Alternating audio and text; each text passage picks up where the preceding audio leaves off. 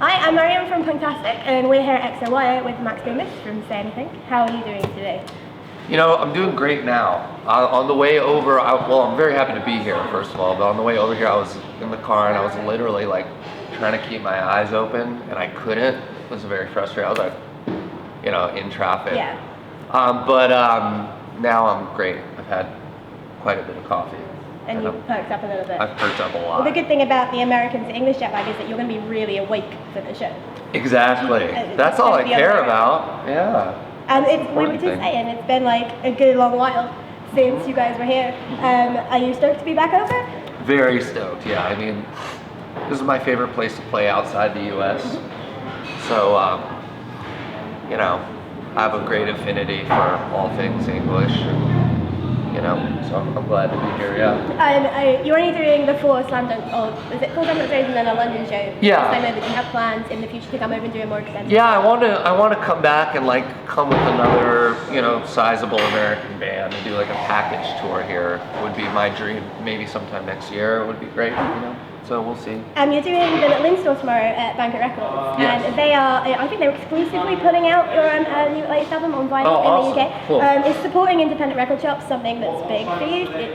Of course, yeah. I mean, I think that, you know, independent record stores at this point can be associated with like people buying records at all. You know what I mean? Yeah. It's like if you have this experience of going to like an indie record store and picking up a record or some vinyl, you know, it sort of harkens back to like that's what music used to be about, yeah. You know, and now it's mostly, even I mostly just buy stuff digitally. So I definitely support the old school experience of going and, you know. Do you think that we're missing out on something now because we buy so much music digitally? You know, I can't say it's that. You know, I wouldn't say the experience really like takes away from music, because the music is the music. It's more so the fact that like, you know, yeah, you know, the music itself, I wouldn't say there's anything being taken away from, but the idea of the you know, the ritual of going to the record store and seeing what's new. Yeah. You know, I found that I used to be obsessed with that. And maybe it's just that I was younger. What about like album artwork and stuff? Do you think that buying things digitally has taken away from like the excitement of seeing? For sure, yeah, that to some degree definitely. But I feel like with it's just sort of become like hyper exclusive, and it's more like you'll pick up a physical copy of your favorite band's record, and it's more like bands that you just start to hear about, you'll just download it. Yeah. You know what I mean? But I think it still exists for like, you know, Say Anything fans, for instance, are very rabid, so they get the physical copy and they want the vinyl, and you know, so I don't think that it's like a wasted enterprise to still put energy into your package. Yeah. So you started the quite interesting project of the Song Shop. How was it? About 3 years ago. What was the kind of driving thing behind it?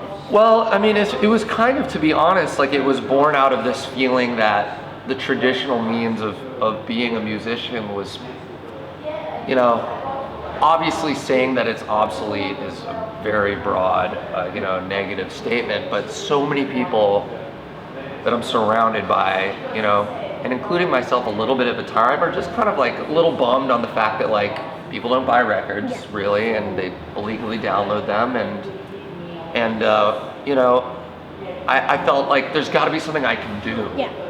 You know, that's rewarding and emotionally valid, and it isn't just me like selling, you know, a guitar on eBay. You know, something new and fresh, but it's still. It still represents the act of a fan of my music buying music. Yeah. Except it's just done in a new way. And the first thing I came up with, I was like, why don't I put like an original song on eBay? Yeah. And see what happens. And then I was like, well, maybe I should try doing more than one. What if I like, you know, did 40?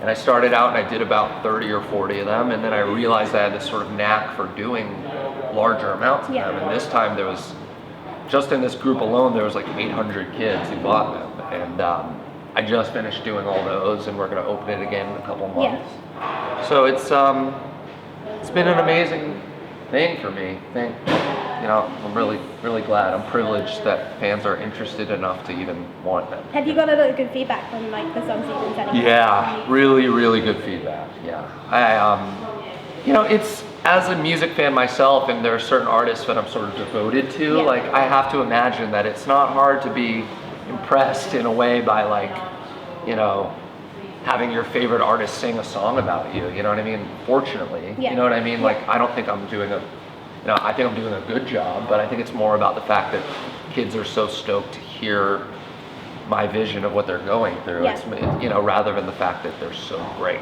you know what I mean? Yeah. And so you've got the new album out now. How are you feeling with the whole shift in sound from Is Was a Real Boy to now? Like, you've got more polished and... Yeah. Are you happy with this? It's like... Yeah, I'm very happy with it. I think we sort of have come full circle in certain ways. You know, I think we, as I've said about the sort of maturity of the band over the course of the past few records, I feel like, you know, we sort of went a different route after Is a Real Boy for a couple of records, and there was a certain like sweeping emotional quality to a lot of the music. And now I think we've sort of, now that I've, you know, communicated that part of myself, I feel like I'm able to sort of reel it in a little bit more and be a little more vicious and poetic again, which I think I haven't really done since the first record. And, you know, I see that being the direction that we move in from now on. You know, I've made enough sort of like arena rock records with our self-titled, and, you know, In Defense of Genre was this 26 songs of like, you know, influenced by Sunny Day and bands like that, you know, where it was just like, you know, the most dramatic, you know, possible. You know, it was about like a dysfunctional relationship, so it was like, let's take these, you know, I loved it, but I mean, at the time I was just so caught up in these sweeping emotional statements, and now I feel like, you know, now that I have my crap together and I'm so happily married, I'm able to like write about more interesting things that aren't these necessarily like, oh wow, I feel bad today, you know what I mean, or wow, I got dumped. Because your anger in the earlier records is quite like in everything. And then now it seems to be more focused on like certain different kinds of people that would admit it again. You can tell what you're angry at. Yeah, rather than just like, you know, it's like, you know, I'm 19, I hate life. Now it's like, wow, there actually are things in this world that are messed up, you know, so. As I said before, I've got fan questions that people sent in. We've got one from someone who must have figured out how much you love comics. And it's about the Avengers versus the X-Men. They want to know what side you're on.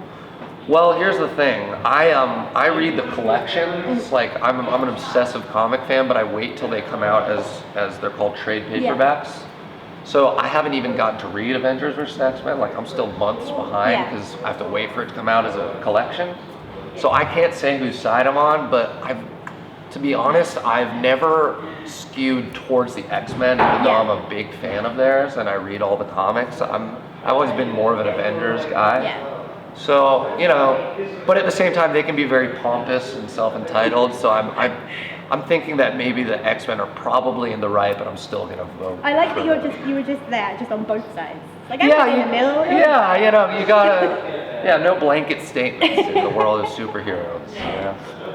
There was one. Do you think you'll ever return to the kind of punk-sounding distorted guitars that Is a Real Boy? Yeah, you know, in actuality, on Is a Real Boy, the guitars were not that distorted. They were kind of similar to the Anarchy My Dear sound. It was like sort of a jangly, crunchy thing, if you really listen to it. But I would say if you're looking for the sort of like, I don't know, like the aspect of it was just kind of always throaty singing, and it was very, you know, I don't want to say adolescent, but I was 18 or 19 years old, and I think there's a certain magic to it, and it's awesome, and I'm very proud of it. Encapsulates a certain time in my life, but I wouldn't necessarily say that you would hear us going back to the sound of that record. It's just, you know, I've heard bands attempt to do that, and I think that the fans who, you know, are serious Is a Real Boy fans, like, although they think they want to hear us attempt to make that record again, it's like, you would probably be disappointed and it would just be a cliche. I assume it's quite hard to recreate something you did when you were 19. Nor do you want to, nor do I think anyone really want. You know, every time I've heard a band try to make a harken back to your, you know, most popular record type of a record, it's never as good, you know, so. Next we've got, you've made a point of discussing mental health in your work a lot. How do you think the topic is handled, if at all, in music and other media such as comics? I think it's great. You know, I think you know the term bipolar is now like a common, you know, to be specific about what I suffer from, you know, is like, excuse me, it's like a common, you know, household name at this point. When you say, oh yeah, I know this guy, he's bipolar, it doesn't really necessarily tend to be followed by a discussion of how nutty and crazy they are. It's just like, yeah, this dude is, you know, bipolar, or, you know, and I'm really proud of that. And, you know, obviously that wasn't my doing. That was just society evolving. And, you know, stuff like Tom from Against Me coming out as transgender. And, you know, I think people are becoming really open and supportive, especially in the punk community. It's really nice that it's no longer like this, you know, weird boys club where everyone, you know, looks down on people who are different. You know, I think it's awesome where it is right now. Yeah. And lastly, it's a zombie apocalypse. Can't say that word. What is your weapon of choice? In an apocalypse.